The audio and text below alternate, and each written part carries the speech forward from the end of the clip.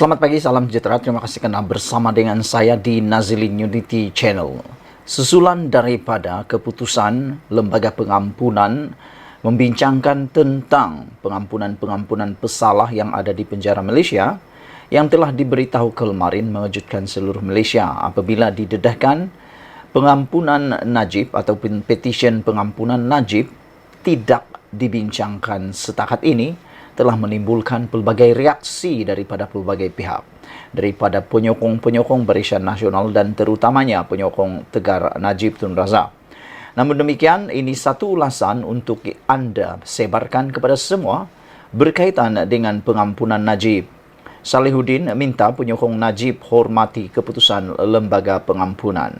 Saya juga setuju dengan apa yang dinyatakan ini, iaitu kita mohon supaya semua orang, iaitu penyokong Najib, juga orang-orang yang mungkin tak sokong Najib, hater kepada Najib, harus menghormati keputusan Lembaga Pengampunan. Tidak pedulilah anda penyokong Najib, atau anda bukan penyokong Najib, kita harus sama-sama menerima keputusan Lembaga Pengampunan yang telah ada sekarang ini. Semua pihak, termasuk penyokong bekas Perdana Menteri Datuk Seri Najib Razak, diseru dan dirayu agar bertenang serta meminta menerima dengan hati terbuka apa jua keputusan Lembaga Pengampunan. Itu kata-kata daripada Timbalan Presiden Parti Amanah Negara Datuk Seri Salihuddin Ayub. Berkata ini kerana setiap persidangan lembaga itu adalah undang-undang dan mengikut undang-undang dan perlembagaan negara. Kami juga pernah duduk di bahagian pembangkang dulu. Pernah juga mengalami pelbagai hukuman. Kita lalui proses ini. Saya rasa kita harus bertenang. Semua pihak juga melalui proses ini. Negara kita ini ada undang-undang. Kita negara hukum, kena ada undang-undang, kata beliau. Memang saudara-saudara sekalian, negara kita ini adalah negara yang berlandaskan kepada perlembagaan Malaysia dan kita mempunyai undang-undang. Kita mempunyai proses yang teratur. Oleh sebab itulah, kalau anda adalah penyokong Najib dan anda rasa anda tak setuju dengan apa yang berlaku, apa yang telah diputuskan oleh Lembaga Pengampunan, adalah lebih baik kita memikirkan semula bahawa negara kita ini ialah negara yang mempunyai hukum. Negara kita ini adalah negara yang mempunyai undang-undang. Kita negara yang ada hukum dan kena ada ikut undang-undang. Oleh sebab itulah kita harus bertenang. Jangan ikut emosi. Nanti Najib tak keluar penjara, anda juga masuk penjara gara-gara menimbulkan ketegangan. Saudara-saudara sekalian, semua pihak seharusnya perlu bertenang, termasuk penyokong, dan kita harus patuh. Kita akur kepada setiap apa yang berlaku, yang akan diputuskan oleh pihak-pihak yang tertentu mengikut perlembagaan dan undang-undang negara. Mengulas lanjut, Salihuddin berkata parti itu berkeyakinan bahawa setiap parti dan individu yang sudah dijatuhkan hukuman masih mempunyai ruang undang-undang mengikut perlembagaan untuk mereka merayu. Jadi bagi amanah, jelas bahawa walaupun hari ini berlaku kepada Datuk Seri Najib yang memohon pengampunan, bagi saya biarlah undang-undang yang menentukan. Itulah hak bagi setiap rakyat di negara kita. Apa jua keputusan Lembaga Pengampunan, ia adalah hak mutlak yang di Pertuan Agong. Jadi kita serahkan perkara itu kepada perundangan. Dalam kata lain, biar perundangan menentukan, kata beliau lagi. Semalam media melaporkan amanah merayu kepada yang di Pertuan Agong dan Lembaga Pengampunan agar menolak pengampunan Najib untuk diampuni dan dibebaskan dari penjara. Dalam kenyataan yang dikeluarkan pengarah komunikasi amanah Khalid Abdul Samad, parti itu berpendirian. Hanya dengan cara itu sahaja negara baik, nama baik negara dan komitmen untuk memerangi rasuah dan penyalahgunaan kuasa dapat dijaga.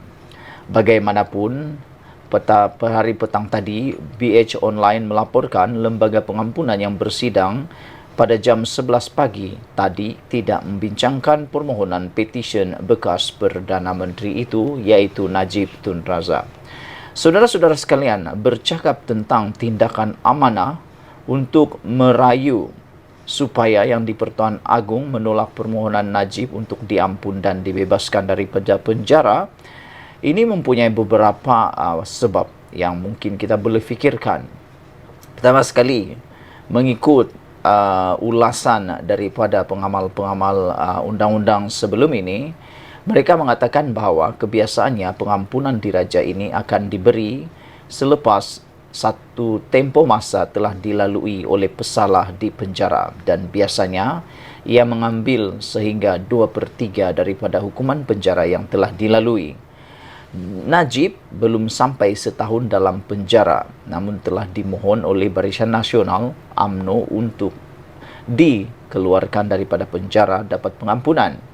Oleh sebab itulah, pada pendapat kami sebagai pemerhati politik, saya mengatakan bahawa adalah amat cepat untuk Najib diampuni kalau betul-betul dia dapat pengampunan. Biarlah Najib menjalani dahulu sekurang-kurangnya separuh atau lebih baik 2/3 daripada hukuman itu, barulah dipertimbangkan untuk pengampunan diraja. Kerana sekiranya tidak, ini akan menimbulkan satu duluan yang akan menjadi ikutan pada masa hadapan. Bayangkan kalau ini terjadi, ada orang yang hanya dipenjarakan 2-3 hari, 2-3 minggu, tiba-tiba nak merayu pula nak keluar daripada penjara, dan mereka akan gunakan isu yang sama atau duluan yang sama untuk memohon pengampunan tersebut. Selain daripada itu, yang kedua yang kita ingin ulas, kenapa rayuan supaya permohonan Najib untuk diampuni ini amatlah rasional, ialah kerana Najib masih mempunyai beberapa kes perbicaraan di mahkamah yang turut juga dalam proses membela diri.